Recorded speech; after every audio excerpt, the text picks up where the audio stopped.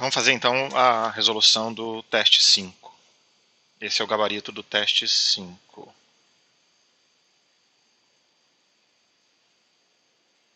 Bom, o que o enunciado pede? O enunciado pede que a gente considere o trecho de código abaixo, que está aqui, certo? Que faz a manipulação, a soma dos elementos de uma lista ligada, e o pipeline do MIPS visto em sala de aula com as seguintes características: branch resolvido no segundo estágio, sem branch delay slot, forwarding com origem no quarto e quinto estágio e destino para o segundo e terceiro estágios, sem branch prediction e com unidade de detecção de hazard. Isso quer dizer que esse é o pipeline nosso quase completo, exceto pelo branch delay slot, que é a única coisa do pipeline final que a gente não tinha. Além disso, a questão A, no caso, pede para supor que a instrução BNE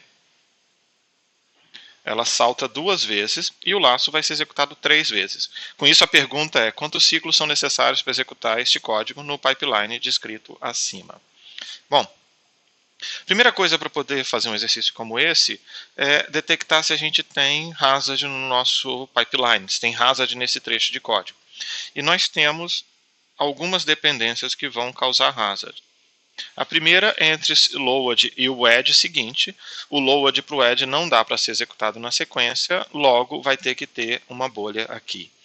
A segunda delas vai ser entre esse load, que só vai ser resolvido lá no quarto estágio, e o branch not equal, que vai ter que ser resolvido no segundo. O valor do load do A0 só vai estar disponível no quinto estágio, então quando o load estiver no quinto, o ADDI vai estar no quarto, e o branch not equal não pode estar no terceiro, vai ter que ficar no segundo. Com isso, essa dependência também vai causar um hazard. Dadas essas dependências aqui, nós vamos ter o hazard. Aqui vai ter que aparecer uma bolha, e vai ter que aparecer uma bolha aqui também. Além disso, quando a gente fizer o salto do branch, então quando esse branch, o BNE, fizer um salto, o que vai acontecer é que a próxima instrução vai ser anulada. Então toda vez que o branch not equal saltar, a gente vai ter uma instrução anulada aqui, certo? Com base nisso, agora a gente pode tentar ver quantos ciclos vai gastar o nosso código. A gente sabe que o BNE vai saltar 2 vezes, então o corpo do laço vai ser executado 3 vezes. Então nós temos aqui, olha, 3 instruções que vão ser executadas antes do laço. Depois nós temos o corpo do laço aqui, que vai ter 1, 2, 3, 4, 5 instruções, certo? Ele vai ter 5 instruções, mas ele vai ter também 2 bolhas de hazard de dados,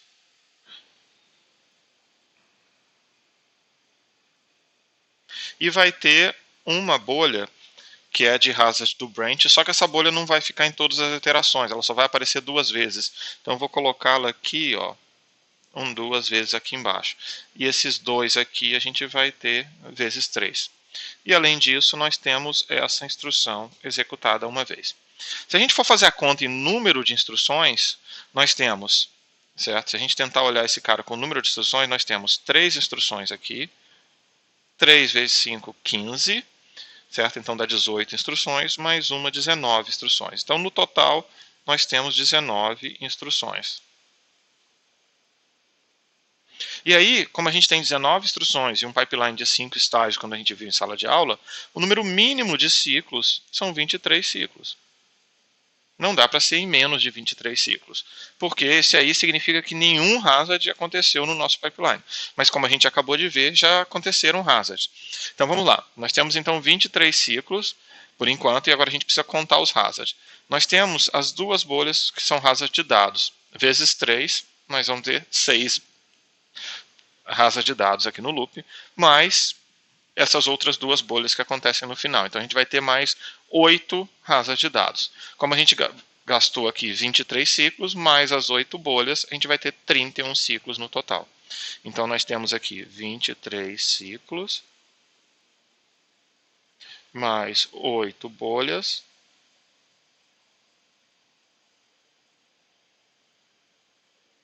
igual a 31 ciclos. Ok? Esse é o nosso resultado para a questão A. Agora vamos pensar na nossa questão B. Ele pede para supor a existência de branch delay slot e para reordenar as instruções do código para que continue funcionando. Aproveitar a oportunidade para, se possível, remover hazards que causam stalls. Quantos ciclos são necessários agora para executar esse código? A gente precisa fazer um esquema aqui que consiga colocar as instruções em cima e embaixo. Então aqui agora o que nós temos? Nós temos um trecho de código aqui em cima do soma list e a gente precisa reordenar. O grande parte da pergunta é o branch delay slot. Isso quer dizer, depois de um branch, agora esse processador ele vai executar sempre a próxima instrução, independente de saltar ou não. Então a gente pode começar aqui com soma lista. E a primeira instrução não é um branch, eu vou repetir a primeira instrução.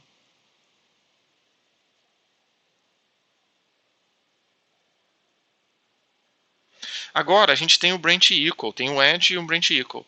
A gente precisa colocar uma instrução depois de todos os branch equals. Nesse caso aqui, a melhor solução é colocar o branch equal aqui, certo? Do A0.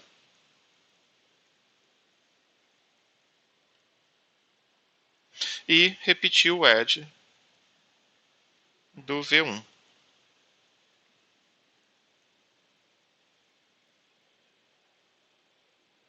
O que significa isso? Significa que, se o primeiro parâmetro for nulo, quer dizer, o ponteiro que a gente recebe como entrada ele é nulo, esse branch equal vai saltar, mas ele vai executar o V1. Então o comportamento continua idêntico ao comportamento que estava lá em cima, certo? Agora, a gente precisa aproveitar e fazer algo bem parecido com o BNE lá no final, só que nesse meio do caminho a gente também vai poder ter a oportunidade de alterar a ordem de algumas instruções para reduzir o hazard do nosso pipeline. A primeira coisa que a gente pode fazer aqui é unificar os loads. Então, colocar os dois loads um atrás do outro. Então, esse é o primeiro load. E aí, o add que vem logo depois desse load, eu vou dar um espaço nele e deixar o outro load aqui em cima. Então, vamos colocar esse outro load aqui em cima.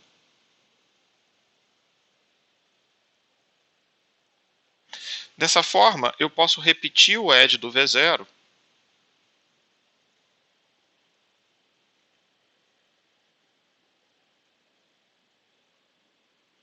e aquela dependência de dados que existia antes já vai continuar existindo como dependência, mas não mais como hazard. Então agora a gente já tem um código que está um pouco mais eficiente nesse aspecto. Além disso, agora a gente vai ter a instrução ADDI, branch not equal e o jump register que a gente precisa no final. A questão é que a gente poderia pensar, existe a dependência entre esse outro load aqui e o branch not equal, mas a gente também precisa botar o ADDI para baixo do branch not equal. Então, se eu colocar o ADDI agora, eu resolvo uma parte do hazard, mas vou ser obrigado a botar um NOP depois do branch not equal. Então, como o enunciado pediu para primeiro resolver os branch delay slots, eu vou resolver o branch delay slot primeiro. Embora não fosse um problema, quem tenha colocado um NOP depois do branch not equal também foi considerado como uma solução correta. Então, nesse caso aqui, o que a gente vai fazer agora? Certo? Vamos colocar o branch not equal, exatamente a mesma instrução,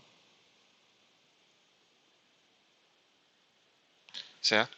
E colocar o ADDI depois.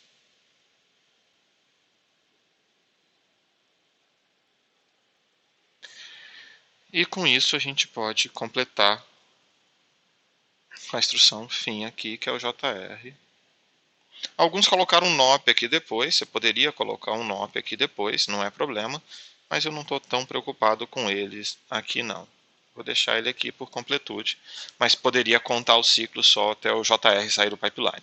O que acontece? A questão importante aqui era garantir que as instruções que aconteceram depois do branch pudessem ser sempre executadas, independente do destino do branch.